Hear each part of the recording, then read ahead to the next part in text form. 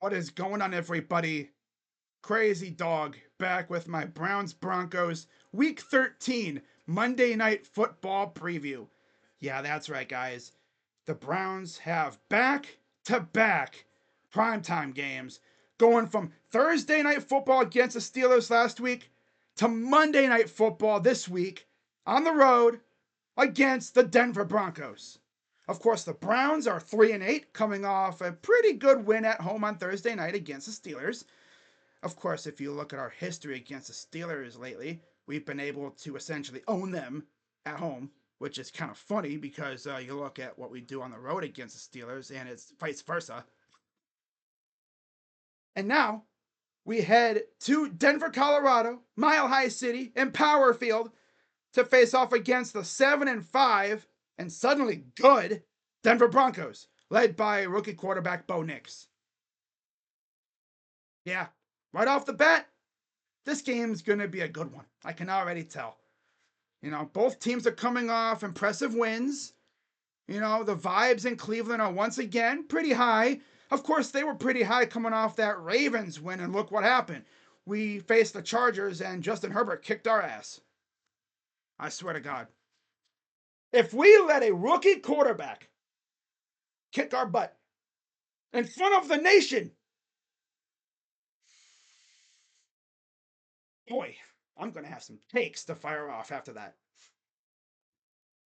Like, there's no way they let Bo freaking Nix cook them like Justin Herbert did, right? I mean, this is the same team that let Taysom Hill absolutely butcher them. So I wouldn't be surprised. This team has been following up good wins with trash ass losses. It's been happening all year. I can't really get a good vibe check on this Browns team, really. You know, they have a chance to start stacking momentum, get some wins and start feeling good, and then boom, big loss. Debilitating loss. Oh, like part of me wants to win, but then it's like we're at the part of the season now where it's like, but that draft pick though. Honestly, just go out there and don't get your butt whipped. If you lose by a touchdown or less, whatever. Just don't get embarrassed. That's all I'm going to say. Now, I have no news to talk about. It's been a very quiet week so far in Cleveland. And I will say, I've enjoyed it. It was nice waking up on Sunday and not having to worry about my day being ruined by the Browns. And I know this Sunday will feel the same way, right? There's nothing like having a stress free Sunday because your team didn't play, especially because your team already won. But now, on Monday, we got to wait all freaking day for the Browns to play. Oh boy. Yeah, this should be a good game. I hope. Now watch as the Browns go out there and get absolutely destroyed by Bo Nix. I mean, let's be honest, it's probably going to happen, right? Because we look good against the Steelers. Now watch, they go out there and they just derp around and they look not even interested against Denver. Can't wait for it. Yeah. And if you're wondering, yes, I will be live on Monday night for that. Of course. Why wouldn't I be? It's on PrimeTime. I have no excuse not to stream it. Unless, something personal came up. But if something like that happened, then I'd let you guys know. And I'd probably hook you guys up with the Sports Fury to, watch them react to the game. The only way I would miss a Brown stream is, as we just saw with the Browns and Saints game, if I was literally unable to watch it, or if I was going to the game, or if something else came up, right? But yeah, other than that, I'm gonna try and stream every freaking game for the people. So, since there is really no news to talk about, let's get into the serious history between these two. Yeah, not good.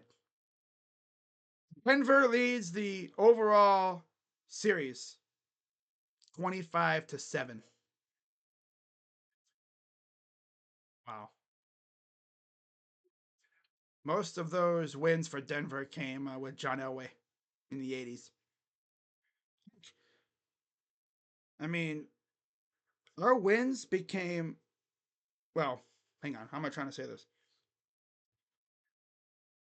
Last time we beat the Broncos before Baker showed up was 1990.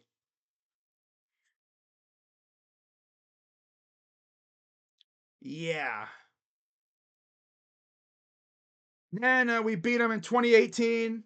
Of course, we had just fired Hugh Jackson. Greg Williams led the squad into Denver, and they got that very, very good win against Case Keenum, ironically enough. And then how funny is it that in 2021, Case Keenum was our quarterback, and we beat the Broncos. Now, if anyone's wondering, how did Case Keenum do? Because, of course, I was at that game. I mean, I literally took a video of the Browns pregame intro from that game. That's one of my most viewed videos on this channel, believe it or not, which is pretty awesome. But yeah, in that game, Case Keenum went 21 for 33 for 199 yards and a touchdown against Teddy Bridgewater, who's now a high school football coach, by the way. Yeah, he's coaching a high school down in Florida. I heard they're doing pretty good over there. As far as our running backs, that game, Dearness Johnson ran for 146 yards. Wow. Demetric Felton and John Kelly. Yep. That was fun. That was a fun game. Yep. But yeah, as you guys can see, we haven't beaten these guys all too often. We have 2 wins against Denver since the team came back. Like, bruh, it's freaking nuts. What's even crazier is when the series first started in the 70s, the Browns won 3 of their first 4 games. And then 1975 came around, they lost by 1 point, and ever since, they've won 4 games. Wow. Talk about domination, man. That's crazy. But yeah, Browns' last win came in 2021. Of course, I was there. And then Denver beat us last year when we had DTR at quarterback and they had Russell Wilson. Now, getting into my keys to victory, it's pretty simple. Get after the quarterback. Bo Nix is really good, but you got to get after him and maybe force a mistake or 2. Miles, I'm going to need another 3 sacks out of you. Okay? All right. Number 2, Jerry Jeudy revenge game. He's been looking phenomenal ever since Jameis Winston took over at quarterback. Funny how that works, right? Of course, Jameis is out here slinging that thing like, okay, whatever. You know, he's got nothing to lose. I'm just going to slang this thing and see what happens. That's what he does. And it's working out because he's putting up hella yards and this offense is actually fun again. And Jerry Jeudy is eating like a beast. I mean, he just had a game where he damn near had 200 yards receiving against New Orleans. And he looked really good making plays against Pittsburgh. We'll see if that can continue against a solid Denver defense. I'm pretty sure he'll be matched up with PS2 as well. So that'll be fun. Because those 2 went at it in practice. And of course, on the other side, we're most likely going to have Denzel against Cortland Sutton. Oh boy. Yeah. That's why it's even more urgent that we get a pass rush and we get after Bo Nix. Because if we're not careful, Cortland Sutton will eat our lunch. For sure. And then number 3, get Nick Chubb going early. Get the run game going. That'll open up the pass and things will start cooking. But yeah, we get Nick Chubb going. We'll be looking real good for sure. Now, as far as my player to watch, I got to go Myles Garrett. Again, coming off a 3-sack game where he absolutely destroyed the Steelers, which is even more hilarious because TJ Watt didn't do squat. Haha, bars. And that really pissed off Steeler fans. Seeing Myles Garrett go out there and get 3 sacks while TJ Watt was held off the board pretty much. Like, he was owned by Jack Conklin, bro. Like, how do you get owned by a dude with essentially 1.5 knees? I mean, last year, he got owned by big ass DeJuan Jones. Damn, that's tough. Oh, man, that's tough. That's tough. I mean, Myles Garrett, their butt so bad, you had freaking Steeler podcasters out here wishing injury upon him. And yes, that actually happened. Yep. Some jabroni Steeler podcaster was coming out here salty as hell, talking about, I wish Myles Garrett would tear his ACL. Really? Wishing injuries upon players? So classy. It's so classy. Replace the CL and the Y, and there you go. They're classy without the CLY.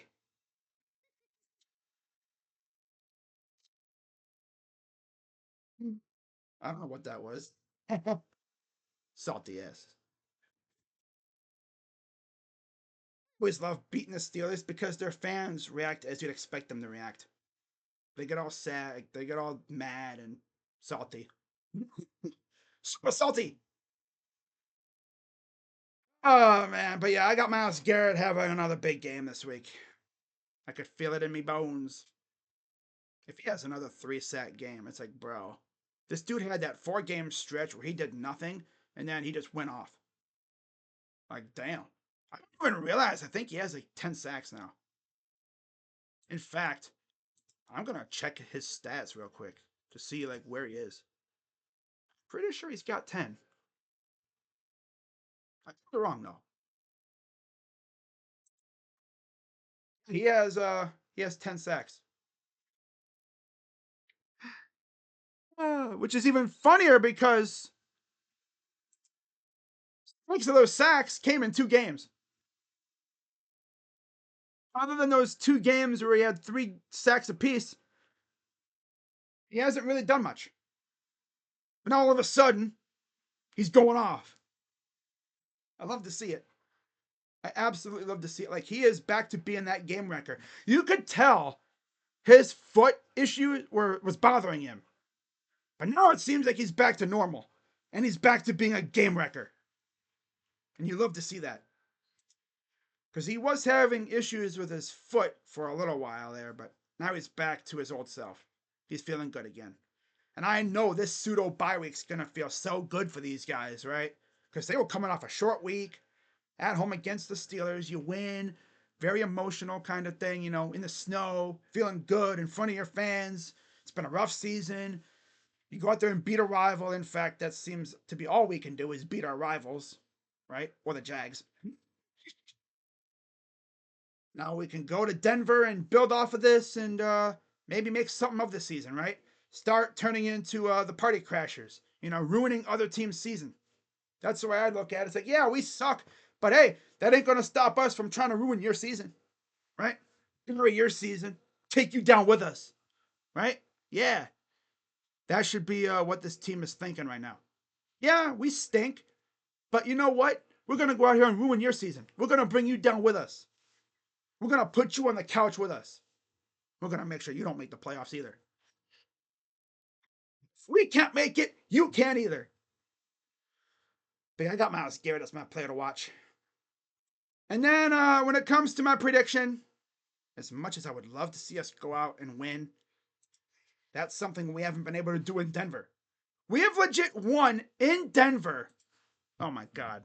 Do I even really want to look at this? We have won in Denver 4 times. In fact, we've won there once since we returned as a franchise. Yeah. It's not good stuff.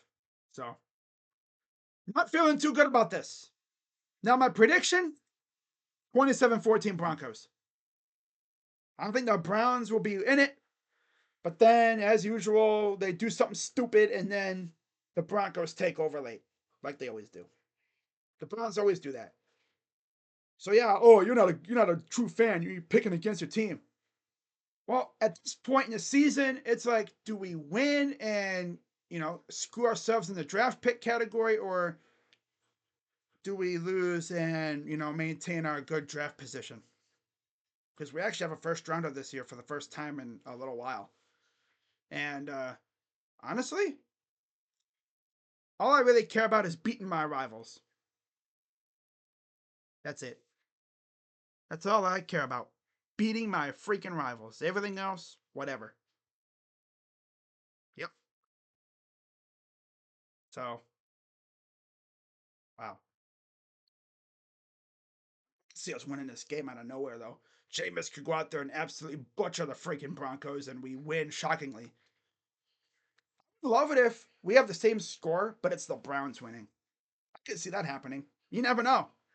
But yeah, we're on the road in Denver, a place where we can't win except for 2018. And yeah, we can't beat Denver in general. So I don't know if it'll happen this year. We'll see, though. But yeah, I got the Broncos winning. It is what it is. We'll see what happens, though. But that's going to wrap it up for this video. As always, be sure to hit the like button, subscribe, and hit that bell. And I'll see you guys later. Go Browns. I'm Crazy Dog. And I'm out. Bye-bye. Yeah. Don't embarrass me. I don't care if you lose by like a touchdown. Just don't get embarrassed. Okay? Okay.